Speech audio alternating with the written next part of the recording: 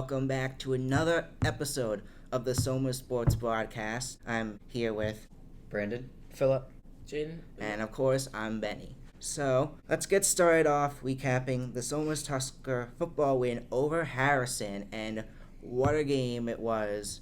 And first of all, a shout out to Soma's athletic department for giving us this opportunity to be able to broadcast the game, and happy to announce we're able to do it again versus Brewster and hopefully future games. So, yeah, thank you for this opportunity. And let's get started recapping the game. Somers, right out of the gate, showed up, and Somers at halftime was up 21-0. An exciting first half. And then the best play started. It was the first play of the second half. A kickoff return, 94 yards for Dean Palazzolo, all the way from one end to the other, as you see up here. After that, Somers goes up to take a 40-0 lead, but then Harrison does decide to ruin the shutout at the end to make the final score 40-3.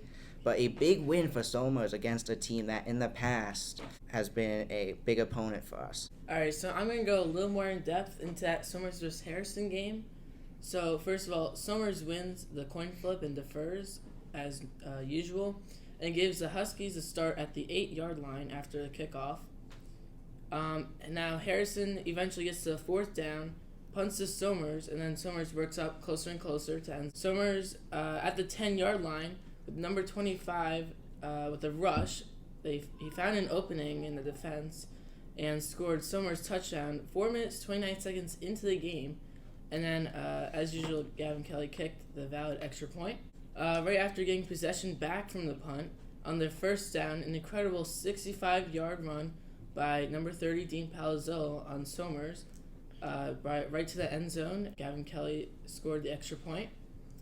And then, a little later, there was a high snap by Harrison on their first down, pushed them back 16 yards. Sadly, they recovered right away and got a first down. And then Iglesias with a 30-yard pass to Whipple, who ran another 30 more yards to push Somers up pretty far. Then they started the second quarter at the 3rd-yard line because of those 60 yards.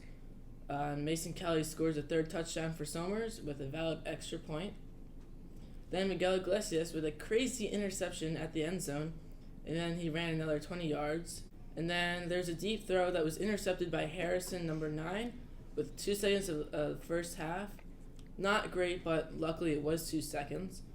Then starting the second half, Dean Palazzolo receives a kickoff and runs 94 yards to score a touchdown right away with a valid extra point. And there's a remarkable decision by the referees to give Harrison a new first down when the ball appears to be behind the line. And then there's an incredible 35-yard run after a catch to score a touchdown by Dean Palazzolo. And then they tried to do a 2-point conversion, but they didn't complete it. It was actually a fake extra point kick, and they weren't successful with that. Then Cameron Violante caught the ball and ran it 25 yards. Again, caught it, but inside the end zone for another touchdown. Sadly, it was an invalid extra point as it was blocked. And then the Huskies, right at the end of the game, it was about to be a 40-0 shutout by Somers. Huskies scored an impressive field goal from the 20-yard line to prevent the Somers shutout. All right, so now we're going to take a look at post-game interviews from the game. Here we go. I'm here with Miguel and Jerron. So how do you feel about the game overall? I feel like it went great. We played really hard and definitely showed on the scoreboard. Exactly what he said. How do you feel about your team's performance? I mean, I feel like we played very well, but obviously after every game, after we watch the film, there's things people did wrong, so we got to watch that and fix that. Who do you think the star player was today? I would definitely say DP, Dean Palazzolo. He definitely had a great game. And John Leary had a great game too.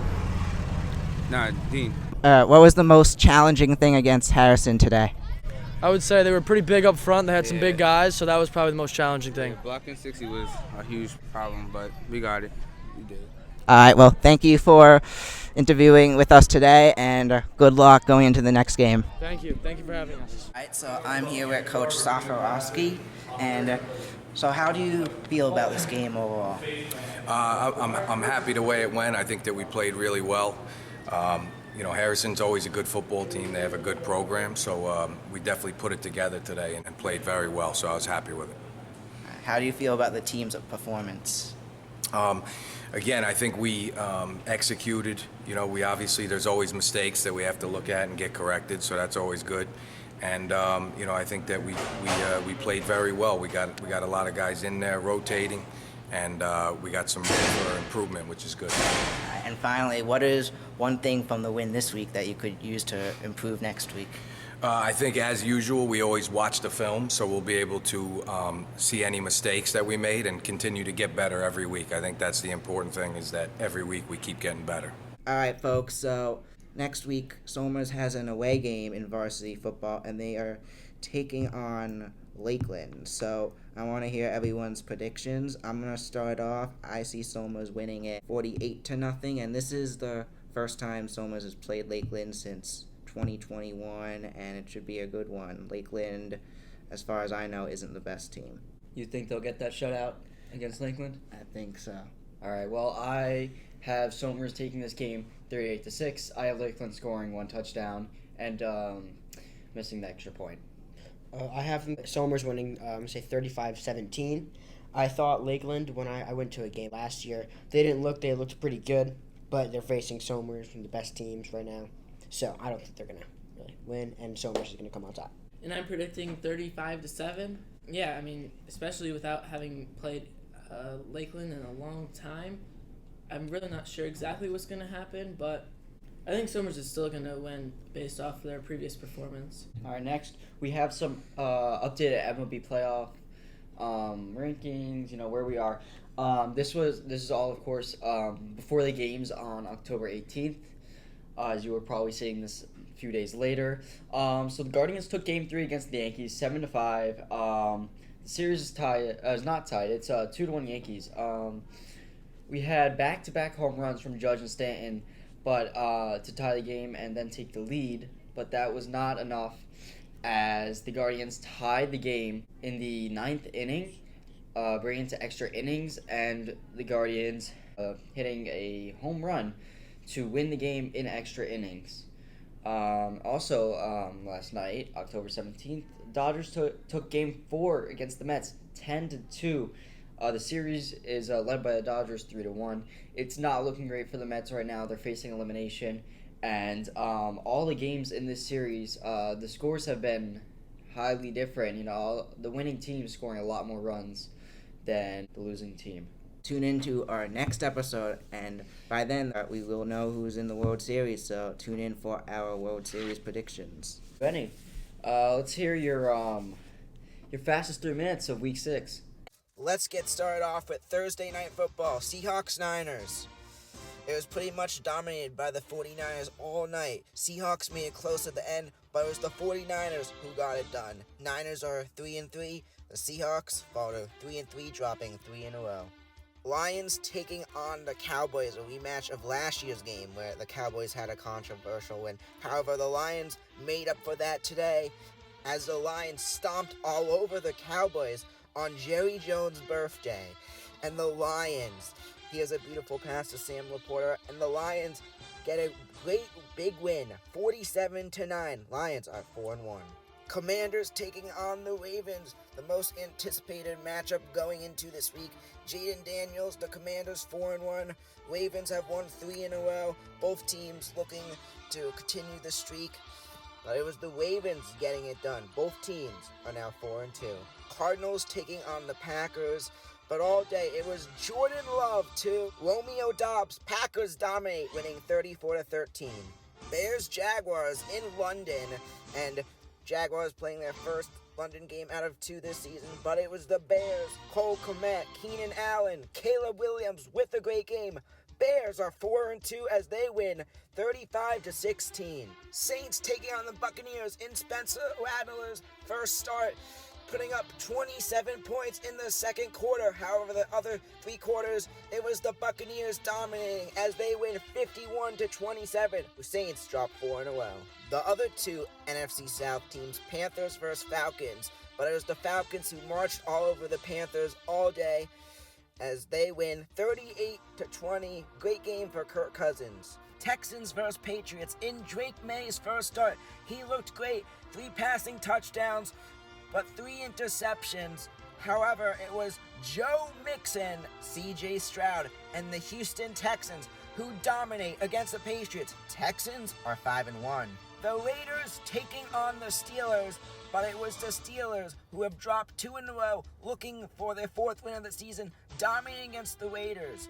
The Raiders dropped 3 in a row as the Steelers win 32-13. Chargers Broncos. The Broncos are a team that have won 3 in a row, but today it was the Chargers dominating. Broncos made it a closer game at the end. Browns versus Eagles.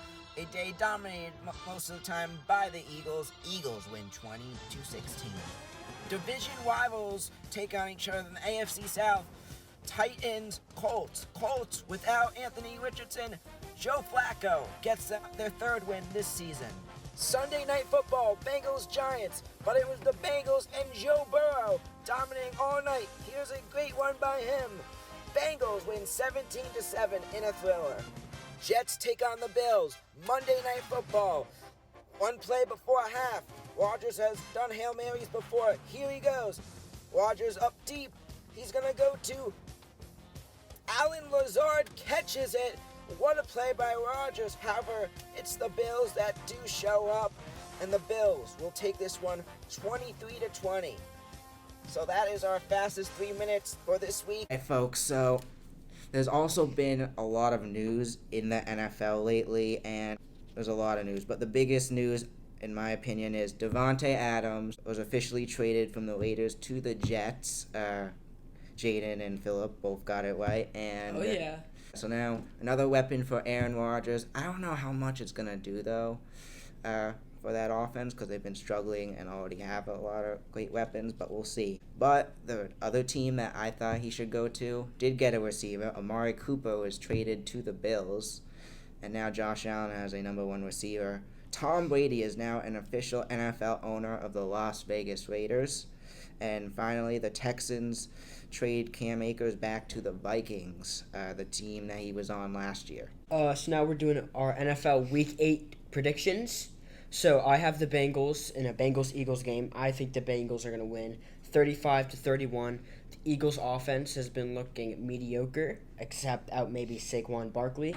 And Bengals, their defense is practically non-existent. I mean, you let out 41 points to the Ravens. Obviously, it's kind of hard to do, to let them score. But the Ravens, they're obviously going to do good. Bengals have one of the best offenses, I think, in the league right now. They're, I think, 2-4, 1-5, one of the two. They're looking amazing, but I think they're going to outscore the Eagles 35-31 in a close game. All right, I have the Cowboys against the 49ers. The Cowboys are coming off of a insane loss to the Lions and a bye week, but I just can't see them taking this game. I have them doing a little better than they did against the Lions. I have the 49ers taking this game 35-13. All right, and I have the Giants versus Steelers. I'm predicting that the Giants are going to be 14-13. I don't know. I just feel like the Giants are a tiny bit better than the Steelers, and I don't personally like the Steelers. What do you think, Benny?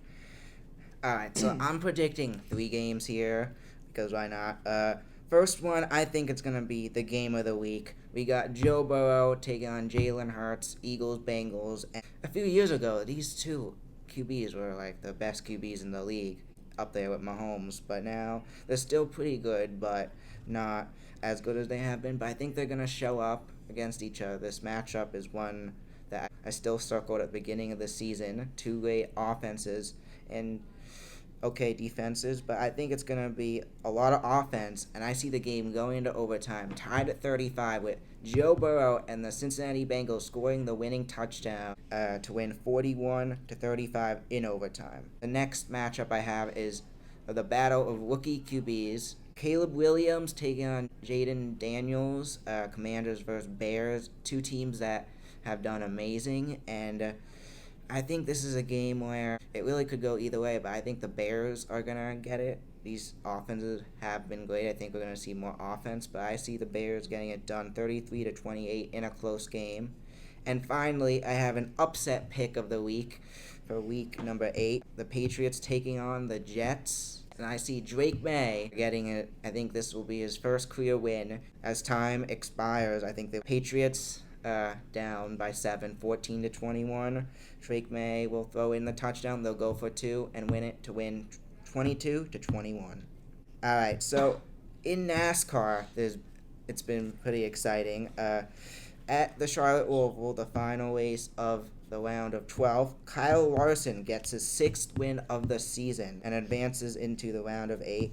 The round of 8 drivers are Larson, Byron, Bell, Blaney, Elliott, Reddick, Hamlin, and Bowman. However, after the race, Alex Bowman gets disqualified, which knocked him out of the round of 8, and Joey Logano will get a second chance, as now he's back into the playoffs in the round of 8. Morning, Somers. Today, we're going to be going through an interview today, and we have Coach Laca, who's coach of the track team for all grades. And we were wondering, Coach, how long have you been coaching and teaching at Somers? So I've been coaching at Somers since 2009, and I've been teaching at Somers since 2019. 2019. So around 5 years of teaching and around 15 years of coaching? Yeah, here at Somers. Wow, that's a lot.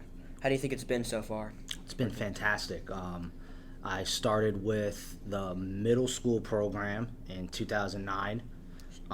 Backstory, I'm a Somers graduate. I graduated in 2005, so it was really right out of college. I came back for a visit, and they wrote me into coaching middle school, which I was like, I'll do that for nice part-time stuff.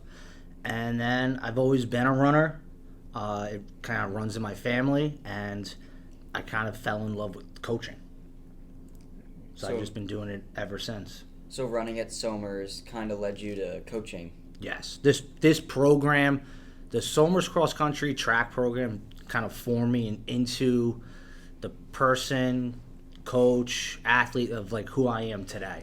And that's like the motto I kind of have with all my athletes is where I came from and how it turned me is I do that with like every athlete. And what are you teaching here?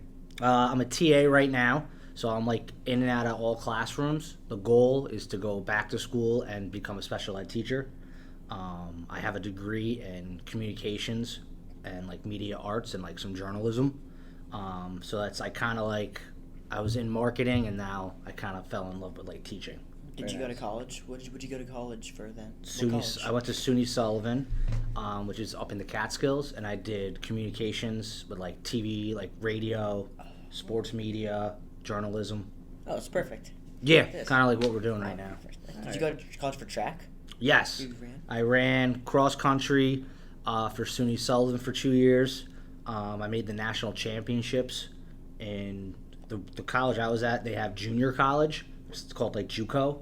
So I made the national championships in that for 2 years in a row. 2 years. That's amazing. Is it difficult to plan the meets? Because I know you kind of travel. So we just had a big meet here on Sunday, the Big Red Invitational. Early on in my career, it was tough, but now it's one of those things to host a meet. It's very easy here because we have such a fantastic athletic department that gives us the guidance to host these meets. But putting it on, I think that's the easy part. And then kind of just like planning to go to like which meets. We go to the same type of meets almost every year. So everything kind of just falls into place. How do you find like a certain like runner's like skill set? Because for me, when I first joined last year, you wanted me long distance, but then you switched me to short distance. You wanted me to do long jump, but then I switched to shot put. So I was kind of mixed. How do you think you find that? So I look at, just from over the years, I look at an athlete, and for me, I'm distance. I love like the longer like distance running. I can kind of tell who can be a distance runner and who can't. But the way we kind of do everything skill set, I let every athlete try every single event. So like in track, if you might love the mile, but I want you to try every field event. I want kids to try everything because you don't know what you can be good at in track. And the best thing with track is you don't need a certain skill set. It's more of just coming to practice every day. Like I've had athletes over the years where they, couldn't run a mile, and then 4 years go by and they're running 5Ks, and some are going to college to run. So it's kind of just, it's one of those sports where I always say anything's possible. What advice do you think you have for like new upcoming, like not just freshmen, but maybe they're sophomores or juniors wanting to join track? What advice do you have for them to join? Have an open mind. Know that it's one of those things where, yes, we're a team, but it's also an individual sport where you could set goals for yourself and achieve those goals. It's kind of just, it's a fun environment. So I'm hoping more kids, sign up and come. And listen, when you come onto our team, anything's possible. Phil, like how much fun it's been. It's a fun sport. It gives the kids a chance, opportunity to be themselves, and to know that they have a safe place to come and try anything they want. Do other sports that your runners play, does that affect what events they're better at than others? Yes and no. So if you're like a distance runner and you do cross country, but then you maybe wrestle and then we don't see you until like the springtime, you're kind of setting yourself back a little bit. But with other like events, like if you're like a thrower or a sprinter and you'd play like soccer or football, and then maybe you wrestle and then you come out in the springtime, I think doing 3 different things, I think it helps the athlete instead of focusing on one thing. I'm a big supporter of kids doing 3 sports during the year. For me, the perfect athlete would be like a cross-country runner, either a swimmer or a wrestler or like a basketball player, and then come back to spring track. Because you're still doing 2 running sports, but then like you're giving yourself that time off in the winter to kind of like, get your muscles to do different things. Thank you for coming in. No, you're welcome, guys. This was great. Thank you, Coach Laca. You're Nice welcome. seeing you. I'll see you in the winter and spring. Yes, definitely. Thank you. Thank you, guys. Okay, so now I am going to predict the rest of the Cowboys schedule. We're already doing week 8 in this episode, and they have a bye week 7. So in week 9, we have the Falcons.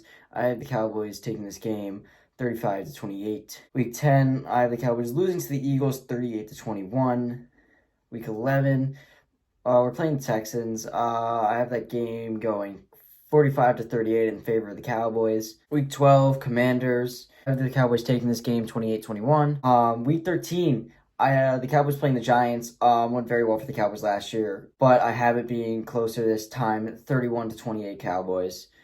Week 14, here we are, Bengals. They're picking up. I think they're going to keep going, steamroll through the rest of the season here. So I have the Cowboys losing to the Bengals 21-14. Still a close game, but I have the Bengals taking this one. Week 15, we're starting to wrap up the season here. Thinking about playoffs, hopefully. We're playing the Panthers. I am winning this game 28-21. With then week 16, I have the Cowboys taking this game 35-21. Then we play the Eagles again. In week 17, I do have the Cowboys taking this game. I feel like since you're getting close to the end of the season, more pressure, hopefully trying to fight for a spot in the playoffs. I have the Cowboys taking this game 31-24. And lastly, in week 18, playing the Commanders, I do have the Cowboys losing this last game 20-14. That's all for the Cowboys this season. Hopefully making it to the playoffs, but we'll see how that goes. What's good, y'all? And Somers. It's Philip. Today we're going to be doing a Commanders record prediction. I'm actually watching the Panthers-Commanders game right now. They're obviously winning 17-0. Jaden Daniels just got hurt with a rib injury, so I'm kind of like, I don't know how that's going to go for him. I hope he's good because he's been looking amazing this year. Anyways, let's get to the record prediction. Right now, they're 4-2. Their only losses being to the Bucs and the Ravens, but they beat the Giants, Bengals, Cardinals, Browns. So right here, I have them beating the Panthers at home. Next week, if Jaden Daniels is back, right now I think it's Marcus Mariota starting or something. If Jaden Daniels is back, I think the Commanders are going to win against the Bears. two of the first-round picks, first and second, Caleb Williams and Jaden Daniels. Then, since I'm a Giants fan, I'm going to give them the L. They're playing in MetLife, Week 9. I honestly don't think they're going to be able to take care of them. That defensive line is actually looking pretty good. I think they have the most sacks in the league right now. Or when I was watching the game earlier, they did. Now we have it against the Steelers. I think they're going to win. I mean, I know that Steelers defense is nasty, led by T.J. Watt, one of the best defenders, if not the best defender in the league right now. Then the week after, Week 11, the 14th, they face the Eagles at away on a Thursday night football game. Something about that game, I don't think they're going to win at all. I'm going to give them the L on that. Week 12 against the Cowboys. Cowboys have been looking horrible. I know Brandon's a Cowboys fan. Yes, they're looking horrendous right now, being carried by C.D. Lamb right now. So I think they're gonna get the win on that, just because the Commanders, the Cowboys literally don't have a running back room, because I don't think Ezekiel Elliott should be in the league. He should be retired. And they have the Titans. The only reason Will Levis is still in the league is so the NFL has meme highlights. That's it. Every week he does something that's so stupid that makes their team lose. So I'm giving the Commanders a win on that. Then they go into their bye week. Next week, Week 15, they face the Saints. Saints were off on the first 2 games of the season. They're going off. They're doing pretty good. But now I think they just lost their most recent game. So I'm going to give the Commanders the win on that, even though it's away. And they face the Eagles at home on the 16th week. I think they should win that. I mean, the Commanders have been looking really good. And especially if Jaden Daniels is back, that should be an easy win.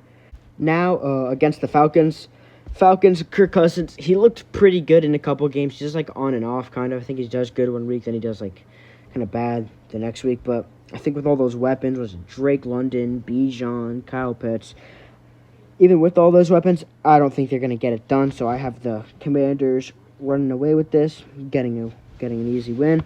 And then against the Cowboys, last week of the season, weeks to be determined, so they don't know yet. It should be an easy win for them, but I think they're going to be resting their starters, having the 1 seed. Cowboys, I think Cowboys and Eagles are their only real competition. They're obviously not doing too hot. So I have the Commanders losing that game because they benched their starters. So with all that, I have the Commanders going 12-5. I do think they're going to be the number 1 seed in the division. I'm not too sure about the NFC, because I'm not sure how the Niners are going to be doing, or even the Vikings, even though they just lost against the Lions. That was a really good game. But I don't know. But that's my Commanders record prediction.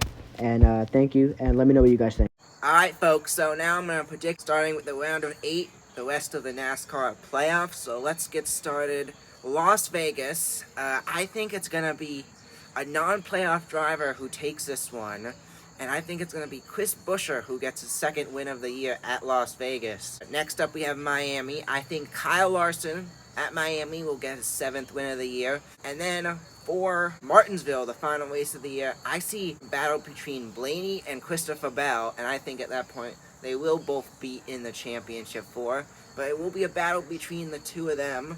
And I think it's going to be Blaney getting it done at Martinsville to get his 3rd win of the year, go in the championship like he did last year to win at Martinsville.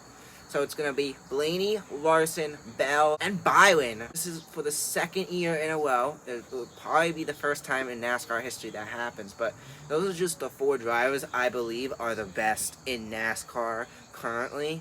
And it's hard not to see those 4.